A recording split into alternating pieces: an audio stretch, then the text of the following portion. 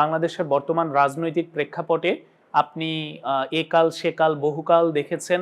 বর্তমান রাজনৈতিক প্রেক্ষাপটে আসলে আপনার মন্তব্য কি? রাজনীতিটা ঠিক কেমন যাচ্ছে বর্তমানে? আমি যদি মনে করি বর্তমান তো আমরা অনেক আশাবাদী, কারণ পৃথিবী তো উপর দিকে যায়, আলোর দিকে যায়।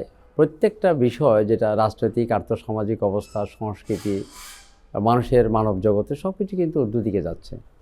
তো বাংলাদেশ নামক ভূখণ্ডটি, বাংলাদেশ নামক রাষ্ট্রটি আমার মনে হয় এইগুলো থেকে বিশ্বের বৈশ্বিক যে রাষ্ট্র তার থেকে দূরে না, এটি একটা অংশ। তো আজকের যে রাজনীতি সম্পর্কে, বিশেষ করে বাংলাদেশ সম্পর্কে কিন্তু মানুষের আগ্রহটা খুব বেশি, কারণ দীর্ঘদিন ধরে বাংলাদেশের এই মাটিতে একটি শাসক দল চলে গেছে। তাদের নিষ্পেষণে, তাদের নিপীড়নে বিশেষ করে বিরোধী দলের মানুষেরা, অন্যান্য দলের মানুষেরা খুবই ক্ষতিগ্রস্ত হয়েছে। এগুলো ভাষায় প্রকাশ করতে পারবো না। এবং সম্প্রতি আমি যদি মনে করি, যেহেতু আমি একটা দলের একটা সম্মানজনক জায়গায় আমি আছি, তো আমাকে বলতে হবে বেগম খালেদা জিয়া এমন তো দোষ অপরাধ করেনি। তিনি আজকে যদি তার জীবনটাকে কীভাবে দিয়েছে পৃথিবীর সারা বিশ্ব মানুষেরা জানে। একটি দলের প্রধান, 3 বারের প্রধানমন্ত্রী, এবং এই দেশের একটা বড় রাজনৈতিক দলের তিনি অংশীদার। তো এই মানুষটিকে কীভাবে দিয়েছে, তাহলে সাধারণ মানুষেরা কীভাবে থাকতে পারে? আমার প্রশ্ন সেখানেই। একজন রাষ্ট্রপতি প্রধানমন্ত্রী যদি এত নিষ্পেষণের জায়গার মধ্যে অবস্থান করেছে, তার জীবন শেষ করে ফেলেছি আমরা। আমি মনে করি যে আমি খুব দুঃখ প্রকাশ করি, ভারাক্রান্ত। তো আজকের এই চিত্র থেকে আমরা বুঝতে পারি আমরা কতটুকু ছিলাম এবং কোন পথে ছিলাম, কোথায় ছিলাম, এবং উত্তরণের পথগুলো আমরা কীভাবে নিচ্ছি। তো আমার মনে হয় আমরা জাতীয়তাবাদী শক্তির যারা আদর্শের, আমি মনে করি যে এখন বর্তমান আমাদের তো প্রথম 19 দফা ছিল, 31 দফা আসলো, এবং একটি চেয়ারম্যান মহোদয় লন্ডন থেকে কিন্তু দলটা চালিয়েছিলেন, অনেক দূরে ছিলেন। এর মধ্যেও কিন্তু আমাদের অনেক বাধা সংকট ছিল, কারণ একটা হাজার হাজার মাইল দূর থেকে এটা দলের কাণ্ডারি হওয়া, দলের সব কিছুকে দেখে চালানো, আমার মনে হয় তিনিও তো পরীক্ষিত না। হঠাৎ করে যে তার উপর যে আমাদের একটি চেয়ারম্যান উপর দায়িত্ব আসবে এইভাবে তিনিও হয়তো জানতেন না। তো যাই হোক, অপ্রস্তুত। তারপরেও আমার মনে হয় তিনি এখন অসম্ভব তিনি বিচক্ষণ। যেভাবে সময় দিচ্ছেন, তিনি লন্ডনেও সময় দিয়েছেন, এখনও সময় দিচ্ছে। অর্থাৎ জাতীয়তাবাদী দল থেকে মানুষের আশা বেশি। এই জাতীয়তাবাদী দল থেকে মানুষের যেগুলো পূরণ হয়নি, স্বপ্নগুলো পূরণ হয়নি, যেহেতু বৃহৎ 3 বারের প্রধান এই দল নেতৃত্ব দিয়েছে, তো নেতৃত্ব দানকারীর দলের কাছে তো মানুষের চাওয়াটা বেশি থাকে। এই জন্য আমার মনে হয় আগামী দিনের আমাদের শহীদ জিয়া অল্প সময়ের মধ্যে যা দিয়ে গেছেন, আমি আজকে বলছিলাম এটা, গতকাল এক জায়গায় বলছি কথাটা, যে অল্প সময়ের মধ্যে একটা মানুষ এত চক্ষুষ্মান কীভাবে হতে পারে। অর্থাৎ তিনি কোনো সেনা শিবিরে কোনো ছিলেন, এবং কোনো রাষ্ট্রপতি, তিনি রাষ্ট্রপতিও ছিলেন না, এবং তিনি আরও ছিলেন পাকিস্তানের মধ্যে একটা বন্দিশালার মতো সেনা শিবিরে, কঠোর নিয়মের মধ্যে। ওখান থেকে আসার পরে বাংলাদেশের মানুষের হৃদয়কে কীভাবে তিনি অনুধাবন করতে পারলেন? আসার পরে মানুষে কী চায়, দেশের মাটি মানুষ কী চায়, কৃষকেরা কী চায়, মেহনতি মানুষের কী চায়, তিনি খালের মধ্যে চলে গেলেন। কৃষকদের সঙ্গে তার সখ্যতা গড়ে উঠল। অর্থাৎ সাধারণ শ্রেণীর মধ্যেই তার জীবনটা ছিল। এই জন্য অল্প সময়ের মধ্যেই মানুষের হৃদয়গুলোকে জয় করতে পেরেছিলেন বলে কিন্তু অল্প সময় অনেক কিছু হয়েছে। আমার মনে হয় উনি চলে যাওয়ার পর, উনিও যে প্রেসিডেন্ট শহীদ জিয়া যে হঠাৎ করে চলে যাবেন তিনি জানতেন না। তার মৃত্যুটা কিন্তু মর্মান্তিক, শহীদ হয়েছেন। এরপরে আমাদের হঠাৎ করে এসে একজন গৃহিণী, আমি মনে করি যিনি 3 বারের প্রধানমন্ত্রী, সফল প্রধানমন্ত্রী যাকে বলা হচ্ছে, এখন আমি তো বলবো, অবশ্যই বলবো দলীয় রাজনীতি হিসাবে বিশ্বের মানুষেরা বলছে, এবং এইরকম মহিষী, মৃত্যুঞ্জয়ী মহিষী নারী বলছেন, এবং মহাকাব্যের রচনার কথা বলছেন। কেন বলছেন এই শব্দগুলি, কেন আসছে? এই দল অনেক কিছু দিয়েছে।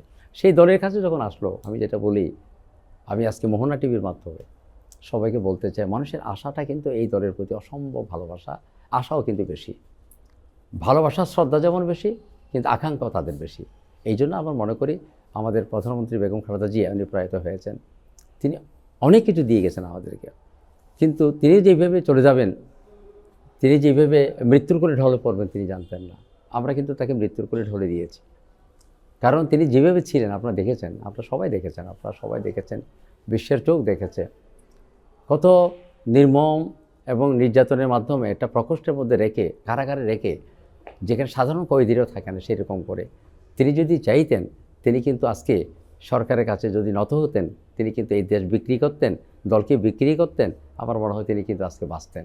তিনি আরও, আমি মনে করি তিনি যদি বেঁচে থাকতেন, আরও 10-15 বছর তিনি আমাদের কাছে বেঁচে থাকতেন। আমরা আয়ুটা নিয়েছি, তার আয়ুষ্কালটা শেষ করেছি আমরা। তিলে তিলে করে, কারণ যিনি এরকম ছিলেন তার ঘর থেকে বের করে দেওয়া হয়েছে। এটা একটা গৃহ থেকে, এটা এরকম 3বারের প্রধানমন্ত্রী ছিলেন, তাকে যে ঘর কেড়ে এইভাবে বের করে দেওয়া হয়। এবং তিনি সেদিন বলছেন, কেঁদে কেঁদে বলছেন যে আমার তারা গৃহকর্ত্রী যারা ছিলেন, গৃহকর্মী যারা ছিলেন, তারা পর্যন্ত না খেয়েছিলেন, তিনি তো খাননি, চোখের পানি নিয়ে বের হয়ে গেছেন। এইসব নির্যাতনগুলো দেখে আমার মনে হয় মানুষ শিখছে এখন। আমাদের ভাবনা, কিন্তু আমাদের দলীয়র মধ্যেও কিন্তু অনেক সচেতনতা আসছে, এটাও ঠিক। দলীয় যারা কর্মীরা আছে, আমার মনে হয় আমাদেরও ভুলভ্রান্তি থাকতে পারে, অবশ্যই চলার পথে থাকবে। এই জন্যই আমার একটি চেয়ারম্যান অসম্ভব দৃঢ়।